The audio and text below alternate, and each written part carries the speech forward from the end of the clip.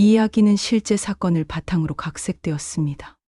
등장인물과 일부 설정은 이해를 돕기 위해 변경되었음을 알려드립니다. 경남 창원시 성산구의 한적한 골목길, 세월의 흔적이 묻어나는 2층 상가 건물 1층에 자리한 작은 양복점에서는 오늘도 재봉틀 소리가 규칙적으로 울려 퍼지고 있었다. 명품 양복 박재단이라는 소박한 간판 아래 각성우는 손님이 맡긴 정장 바지에 기장을 재고 있었다. 65세의 나이에도 불구하고 그의 손놀림은 여전히 정확하고 능숙했다. 성운의 하루는 언제나 새벽 6시에 시작되었다. 간단한 아침 식사를 마친 후 가게로 내려와 전날 밤 준비해둔 옷감들을 확인하고 오늘 해야 할 일들을 머릿속으로 정리했다. 첫 번째 손님이 오기 전까지의 고요한 시간은 그에게 가장 소중한 순간이었다. 성운 씨, 안녕하세요. 아침 9시. 단골 손님인 김 과장이 문을 열고 들어왔다. 결혼식 때 입을 턱시도 어떻게 나왔나요? 성운은 환한 미소를 지으며 옷걸이에서 완성된 턱시도를 꺼냈다. 검은 원단이 은은하게 빛나고 깔끔하게 다려진 라펠이 완벽한 곡선을 그리고 있었다. 아, 이거 정말 멋지네요. 김 과장의 칭찬에 성운은 겸손하게 고개를 끄덕였다. 동네 사람들은 그를 단순한 재단사가 아닌 양복 장인이라고 불렀다. 값싼 기성복이 넘쳐나는 시대에도 성운의 손을 거쳐 만들어진 옷은 특별했다. 한 땀 한 땀 정성스럽게 박아낸 바느질, 착용자의 체형에 맞춘 세심한 재단, 그리고 무엇보다 진심이 담긴 마음이 옷에 스며들어 있었다. 3년 전 아내 순자를 먼저 떠나보낸 고 성운의 삶은 크게 달라졌다. 함께했던 37년의 세월이 하루아침에 공허해진 것이다. 처음 몇 달은 혼자서는 밥도 제대로 챙겨 먹지 못했고 밤이면 빈 침대를 보며 눈물을 흘리기도 했다. 그런 그에게 새로운 활력을 준 것은 봉사활동이었다. 창원시 자원봉사센터에서 주관하는 독거노인 돌봄 활동에 참여하면서 성운은 자신보다 더 어려운 처지에 있는 분들을 만날 수 있었다. 매주 토요일 오후 성운은 봉사단 동료들과 함께 혼자 사는 어르신들을 찾아뵙곤 했다. 말동무가 되어드리고 간단한 집안일을 도와드리며 따뜻한 식사를 대접하는 일이었다.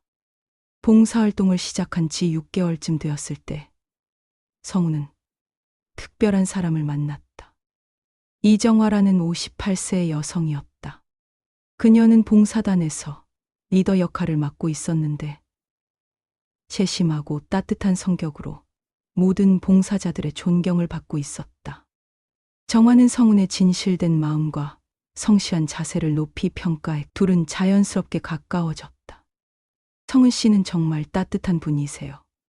봉사할 때 보면 어르신들을 친아버지처럼 모시잖아요. 정화의 말에 성운은 부끄러워했다. 그저 당연한 일을 할 뿐입니다. 둘의 대화에는 언제나 서로를 배려하는 마음이 깃들어 있었다. 봉사활동이 끝난 후 함께 마시는 차 한 잔, 걸어가며 나누는 소소한 일상 이야기들이 성운에게는 큰 위안이 되었다. 정화 역시 성운의 성실하고 따뜻한 인품에 마음을 열었고 두 사람은 서로에게 없어서는 안 될 소중한 존재가 되어갔다. 저녁 무렵 하루 일을 마친 성운은 가게 정리를 하며 내일의 계획을 세웠다. 내일도 손님들을 위해 최선을 다하고 주말에는 봉사활동에 참여할 예정이었다. 그리고 정화와 함께 보낼 소중한 시간들을 기대했다.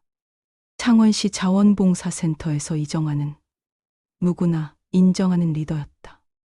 10년 넘게 봉사활동을 해온 그녀는 항상 다른 봉사자들을 먼저 챙기고 어려운 일이 생기면 앞장서서 해결하려 했었다.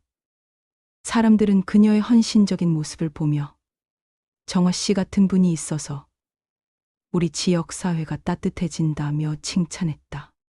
하지만 그 밝은 미소 뒤에는 깊은 상처와 무거운 책임감이 숨겨져 있었다. 정화의 집은 창원시 이창구의 작은 아파트였다. 24평 남짓한 공간에는 그녀와 조카딸 한소연이 함께 살고 있었다. 15세인 소연은 중학교 3학년으로 성적은 중상위권이었지만 친구들과 어울리기보다는 혼자 지내는 시간을 더 좋아했다. 키가 작고 마른 체구에 항상 조심스러운 표정을 짓고 있는 소연을 보면 사람들은 참 얌전하고 착한 아이라고 말했다. 15년 전 정화는 갑작스럽게 소연을 맡게 되었다. 정화의 남동생과 올케는 경제적 어려움과 불화로 인해 결국 이혼을 하게 되었고, 당시 갓난아기였던 소연을 서로 떠넘기며 결국 행방을 감춰버린 것이. 언니가 아니면 이 아이를 누가 키우겠어요? 라는 사회복지사의 간곡한 부탁에 정화는 주저없이 소연을 받아들였다. 소연을 키우는 일은 생각보다 힘들었다. 어린 시절부터 부모의 사랑을 제대로 받지 못한 아이는 정화에게도 쉽게 마음을 열지 않았다. 밤에 자주 악몽을 꾸며 울어댔고 다른 아이들과 어울리기를 거부했다. 정화는 아이를 위해 상담센터를 찾기도 하고 각종 육아서를 읽으며 소연을 이해하려 노력했다. 시간이 흐르면서 소연은 조금씩 안정을 찾아갔지만 여전히 내성적이고 조심스러운 성격은 변하지 않았다. 중학교에 올라가서도 친구는 많지 않았고 방과 후에는 집에서 혼자 시간을 보내는 것을 좋아했다. 정화가 성훈과 가까워지기 시작한 것은 소연에게도 새로운 변화였다. 처음 성훈이 집에 방문했을 소연은 자기 방에 들어가 문을 걸어 잠그고 나오지 않았다. 소연이가 원래 낯을 많이 가려서 그래요. 정화는 성훈에게 미안하다며 사과했지만 성훈은 아이의 마음을 이해한다며 괜찮다고 말했다. 성훈은 약속대로 소연에게 부담을 주지 않으려 노력했다. 집을 방문할 때도 항상 미리 연락을 했고 소연이 불편해하면 금세 자리를 피해 주었다. 가끔 소연이 거실에 나와 있을 때는 조심스럽게 인사를 건네거나 학교 이야기를 물어보기도 했다. 하지만 소연의 대답은 언제나 짧고 어색했다. 몇 달이 지나자 소연도 조금씩 성훈의 존재에 익숙해졌다. 성훈이 오면 방에 숨지 않고 거실에서 TV를 보거나 숙제를 하기도 했다. 성훈은 그런 작은 변화도 놓치지 않고 정화에게 기쁘게 이야기했다. 소연이가 많이 편해하는 것 같아요. 성훈은 소연을 위해 여러 가지로 신경을 써주었다. 소연이 좋아할 만한 책을 사다 주기도 하고 가끔 맛있는 과자나 케이크를 가져와 함께 나누어 먹기도 했다. 어느 토요일 저녁 성훈과 정화 그리고 소연이 함께 저녁 식사를 했다.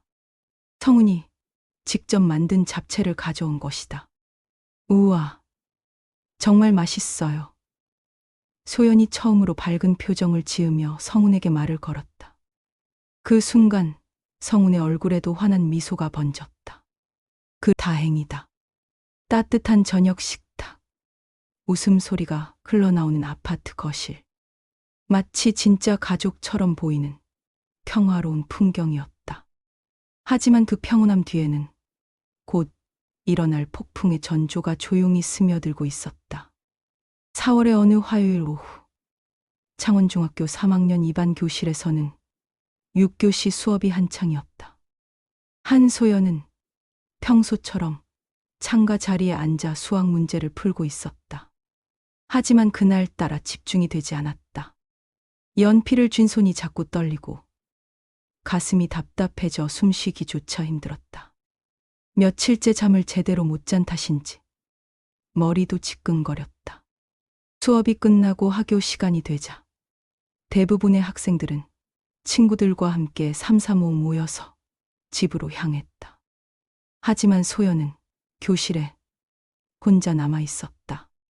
책가방을 정리하는 척하며 시간을 끌고 있는 것이었다. 담임 선생님인 김선영 교사가 그런 소연을 발견하고 다가갔다. 소연아, 왜 아직 안 가고 있어? 무슨 일 있어? 김선영은 40대 중반의 베테랑 교사로 오랜 경험을 통해 아이들의 미묘한 변화를 놓치지 않는 눈을 가지고 있었다. 최근 며칠간 소연의 표정이 평소보다 더 어둡고 불안해 보인다는 것을 이미 눈치채고 있었다. 선생님. 소연이 고개를 든 순간 그녀의 눈에서 눈물이 흘러내렸다. 그동안 꾹꾹 참아왔던 감정들이 한순간에 터져 나온 것이다. 김선영은 재빨리 교실 문을 닫고 소연 옆에 앉았다. 무슨 일이야? 선생님한테 말해봐. 소연은 한참 동안 말을 하지 못했다. 눈물만 계속 흘리며 어깨를 떨었다. 김선영은 아이가 마음의 준비가 될 때까지 기다려 주었다. 10분쯤 지났을까? 소연이 떨리는 목소리로 입을 열었다. 선생님, 저에게 나쁜 일이 있었어요. 소연의 말은 중간중간 끊어졌다. 이모 남자친구가, 박 아저씨가 더 이상 말을 잇지 못하고 다시 울음을 터뜨렸다. 김선영은 소연의 등을 부드럽게 두드려주며 천천히 말하라고 격려했다. 박 아저씨가 저를 괴롭혔어요. 이모가 없을 때 여러 번이요. 소연의 고백은 충격적이었다. 김선영은 순간 할 말을 잃었다. 20년 넘게 교사를 해오면서 이런 상황을 몇 번 겪어봤지만 매번 마음이 무너져 내리는 것을 느꼈다. 소연은 떨리는 목소리로 자신이 겪은 일들을 털어놓기 시작했다. 처음에는 그냥 어깨를 만지거나 머리를 쓰다듬는 정도였어요. 근데 점점 이상해졌어요. 소연의 증언은 구체적이고 일관성이 있었다. 언제, 어디서, 어떤 일이 있었는지 차분히 설명했다. 이모가 봉사활동 나간 토요일 오후에, 그리고 이모가 마트 간 사이에 저는 무서워서 아무 말도 못했어요. 이모가 행복해하는 모습을 보니까 제가 말하며 이모가 슬퍼할 것 같았어요. 소연의 말에는 진실함이 묻어났다. 김선영은 즉시 교장 선생님과 상담교사에게 상황을 보고했다. 학교에서는 매뉴얼에 따라 신속하게 대응했다. 먼저 소연의 안전을 확보하고 관련 기관에 신고하는 절차를 밟았다. 경찰과 아동보호 전문 기관에 신고가 접수되었다. 저녁 7시, 정화는 갑작스러운 학교에 연락을 받고 급히 달려왔다. 무슨 일이에요? 소연이에게 무슨 일이 생긴 건가요? 정화의 얼굴은 불안과 걱정으로 가득했다. 김선영은 정화를 조용한 곳으로 데려가 상황을 설명했다. 정화 씨, 정말 힘든 말씀을 드려야겠습니다. 소연이가 박성훈 씨로부터. 김선영의 설명을 들은 정화는 마치 벼락을 맞은 것처럼 얼어붙었다. 그럴 리가 없어요. 성훈 씨는 그런 사람이 아니에요. 정화는 믿을 수 없다는 표정으로 고개를 흔들었다. 하지만 소연과 직접 대면한 정화는 아이의 진실한 눈빛을 보고 혼란에 빠졌다. 저 거짓말하지 않았어요. 정말이에요. 소연은 이모에게 매달리듯 말했다. 그 순간 정화의 마음속에서는 믿고 싶지 않은 의심이 고개를 들기 시작했다. 그날 밤 경찰이 성훈의 양복점을 찾았다.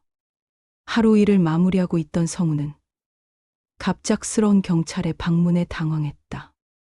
박성훈 씨, 성추행 혐의로 조사를 받으셔야 합니다. 경찰의 말에 성훈은 믿을 수 없다는 표정을 지었다. 성추행이라니요. 저는 그런 일을 한 적이 없습니다. 창원지방법원 제3민사부 법정은 이른 아침부터 웅성거림으로 가득했다. 박성훈의 성추행 혐의 사건이 본격적인 재판에 들어간 지 벌써 3개월째였다. 방 청석에는 동네 사람들과 기자들, 성훈을 지지하는 사람들과 소연을 보호하려는 시민단체 관계자들이 섞여 앉아 있었다. 한때 평온했던 창원의 작은 동네는 이제 찬반으로 나뉘어 분열된 상태였다. 검찰 측 증인으로 나온 이웃 박미숙 52세는 증언대에서 떨리는 목소리로 말했다. 소연이가 박성훈 씨를 무서워하는 것을 여러 번 봤어요. 성훈 씨가 오면 소연이는 항상 방으로 들어가서 나오지 않았어요. 박미숙은 아파트 같은 층에 사는 이웃으로 종종 정화의 집을 오가며 상황을 지켜봤다고 증언했다.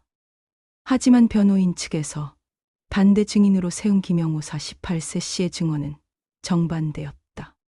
김영호는 성훈의 양복점 단골 손님이자 같은 봉사단체 소속이었다. 성훈 형은 정말 신중한 사람이에요. 소연이와 이야기할 때도 항상 거리를 두고 정화 씨가 없으면 아예 집에 가지도 않았어요. 김영호는 계속해서 증언했다. 작년 크리스마스 때 봉사단체에서 선물을 준비하는데 성훈 형이 소연이 선물을 고르면서 아이가 부담스러워하지 않을까 라며 한참을 고민하더라고요. 그런 사람이 어떻게 그런 일을 하겠어요? 그의 증언에 성훈은 고개를 숙이고 눈물을 훔쳤다. 가장 주목받은 것은 정화의 증언이었다. 증언대의 선정화는 몇 달 사이에 많이 야위어 보였다. 검사의 질문에 그녀는 힘없는 목소리로 답했다. 저는 정말 모르겠어요. 성훈 씨는 제가 아는 한 정말 좋은 사람이었어요.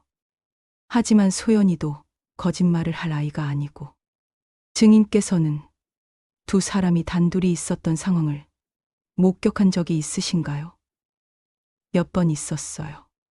제가 봉사활동을 나간 토요일 오후나 장을 보러 간 사이에 변호사가 그렇다면 피고인이 피해자에게 접근할 기회가 있었다는 뜻인가요?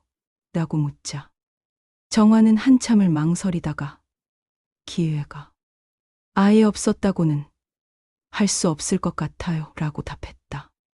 법정 밖에서도 상황은 복잡했다. 성훈이 살던 동네는 완전히 두 편으로 갈라졌다. 성훈 씨가 그럴 리 없어. 40년 넘게 이 동네에서 성실하게 살아온 사람인데 그를 옹호하는 사람들이 있는 반면 아이가 거짓말할 이유가 뭐가 있겠어 라며 소연을 지지하는 목소리도 컸다.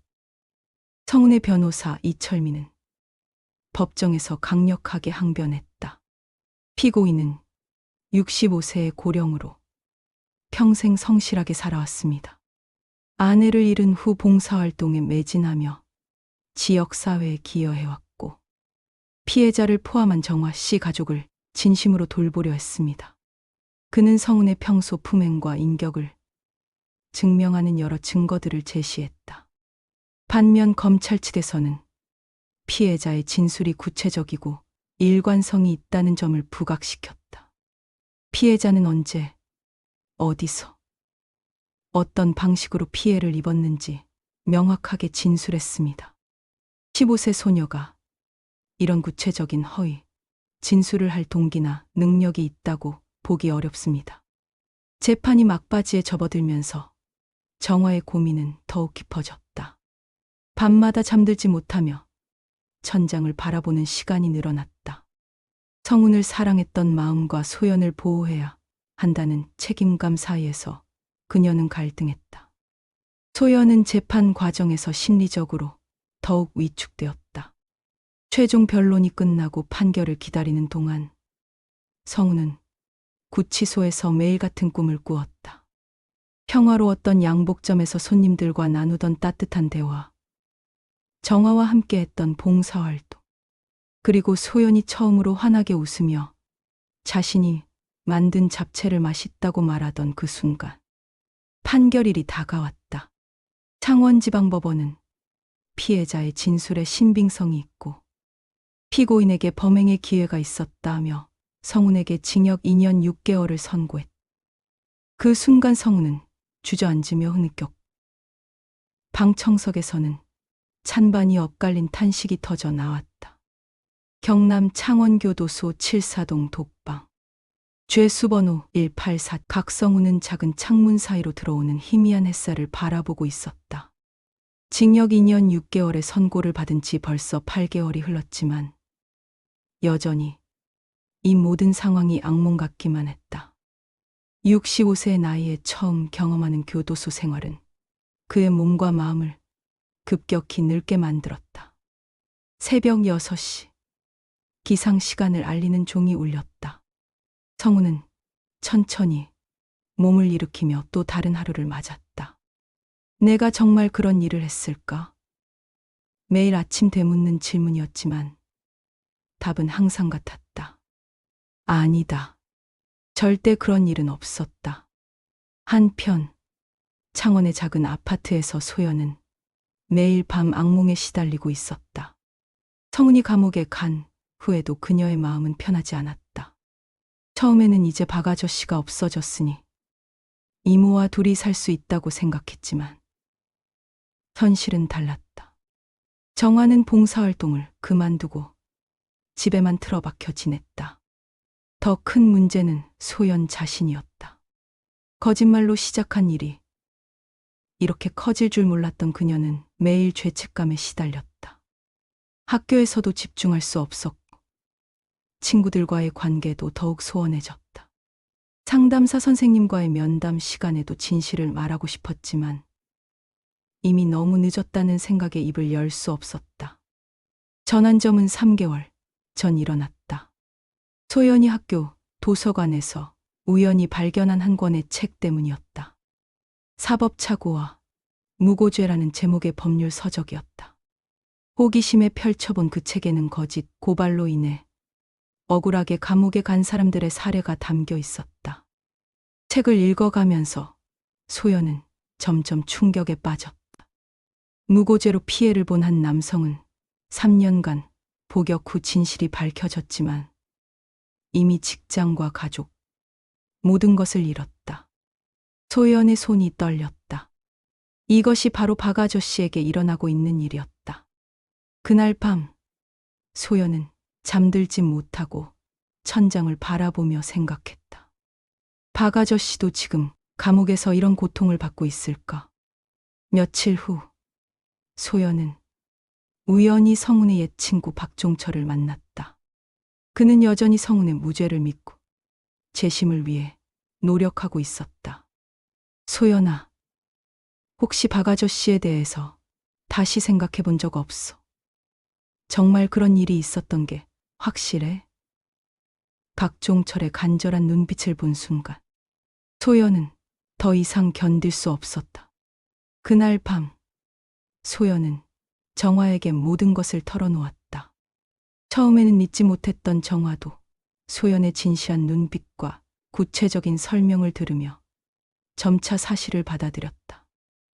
성은 씨는 정말, 정화는 충격으로 말을 잇지 못했다. 이모, 저 때문에 박 아저씨가 감옥에 있어요.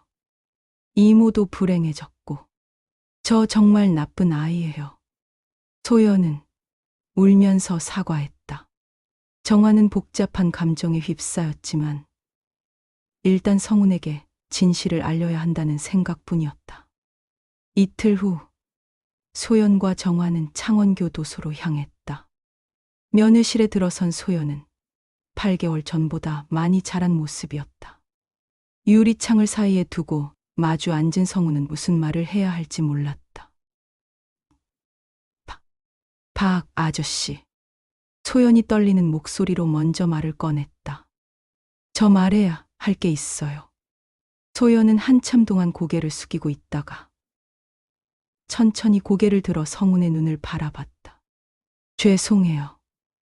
제가 거짓말했어요. 그 순간 면회실의 공기가 얼어붙었다. 박 아저씨는 저에게 그런 일을 하지 않았어요. 제가 제가 모든 걸 지어냈어요. 소연의 고백이 계속되었다. 처음에는 박 아저씨가 무서웠어요. 이모가 아저씨랑 결혼하면 저는 버려질까봐.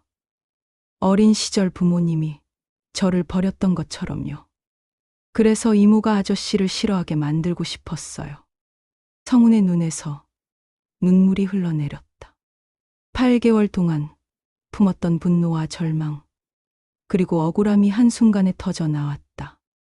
소연아, 왜 그랬어? 소연도 울음을 터뜨렸다. 미안해요. 정말 미안해요.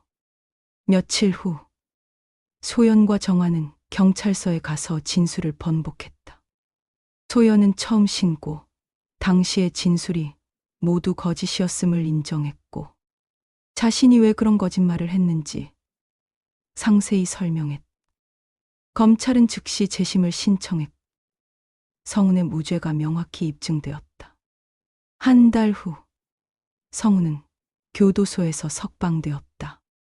교도소 앞에는 정화와 소연, 그리고 그의 무죄를 끝까지 믿어준 친구들이 기다리고 있었다.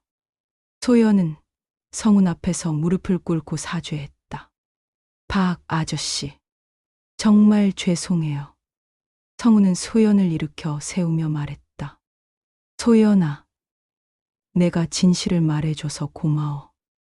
내가 얼마나 무서웠을지 이해해. 그의 너그러운 마음에 소연은 더욱 울음을 터뜨렸다. 1년 후, 성훈은 부산에서 안정된 생활을 찾았다. 새로운 동네 사람들은 그의 과거를 모르는 채로 그를 정직한 수선집 아저씨로 받아들였다. 비록 늦은 나이에 모든 것을 다시 시작해야 했지만 진실이 밝혀진 것만으로도 그는 감사했다. 소연은 심리치료를 받으며 자신의 상처와 마주하기 시작했다. 그녀는 성훈에게 정기적으로 편지를 써서 안부를 전했고, 언젠가는 자신의 실수를 만회할 방법을 찾겠다고 다짐했다. 진실은 비록 늦었지만 결국 밝혀졌고, 그것으로 충분했다. 진실은 결국 밝혀졌지만 그 과정에서 무너진 한 사람의 삶은 되돌릴 수 없었습니다. 시청자 여러분은 어떻게 생각하시나요? 오늘의 이야기는 여기까지입니다. 실제 사건을 바탕으로 각색된 이 사연은 우리 삶의 한 단면을 보여줍니다. 끝까지 시청해 주셔서 감사합니다. 더 많은 사연 이야기와 함께하고 싶으시다면 구독과 알림 설정 부탁드립니다. 다음 영상에서 또 뵙겠습니다.